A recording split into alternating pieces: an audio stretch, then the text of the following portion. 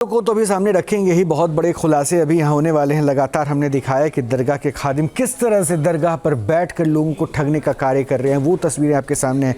अब राशिदी साहब, ज़रा मुझे बताइएगा, ये जो टर्म अभी सिफली वगैरह इस्तेमाल किया, ऐसा कुछ होता है क्या? वो 1000 माले जिन को भेज देना, ये सब जो हो रहा है उसमें क्या कहते हैं? मतलब आप तो ज़्यादा अच्छे से जानते हैं इस्लाम को, ये सब क्या हो रहा है? देखिए, जिन्नात तो होते हैं, इसमें कोई दो राय नहीं। जिन्नात होते हैं, और हम जैसे इंसान अब दुनिया में हैं, ऐसे ही इंसानों से पहले जिन्नात दुनिया में थे।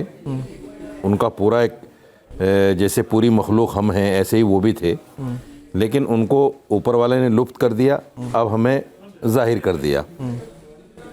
जिनका वशीकरण जो होता है, जिनको अपने काबू में करने की जो बात होती है, वो है तो सही, लेकिन उस जिन से कोई गलत काम नहीं कराया जा सकता कि भाई किसी को उठवाना, किसी का माल हड़प लेना, या किसी को नुकसान पहुंचवाना। जैसे आपके पास बदमाश हो 2-4, आप किसी को पिटवा दो, जिनसे ऐसा नहीं करा सकते आप। ये जिन इस तरह के काम नहीं करते, वो सिर्फ अच्छे काम में आपकी मदद कर सकते हैं, अच्छे काम में।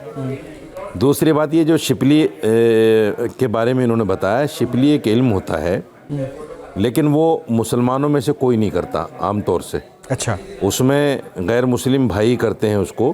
वो शमशान घाट होता है, उसमें बैठकर कुछ इस तरह का पढ़ना लिखना कुछ होता है, कुछ 10 तरह की बातें होती हैं। मुझे बहुत ज़्यादा जानकारी उसके बारे में नहीं, इतना है कि वो मुसलमानों में तो होता ही नहीं। यानी ये जो क्लेम कर रहे थे वो भी धोखा था जी?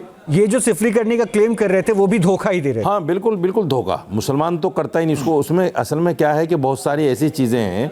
अच्छा, उन्होंने पता कैसे लगवा लिया मौलाना साहब 1 मिनट के अंदर की सिफली किया हुआ है? वो जानना चाहते हैं। मतलब नहीं, वो तो देखिए ऐसा है, मैं आपको बताता हूँ।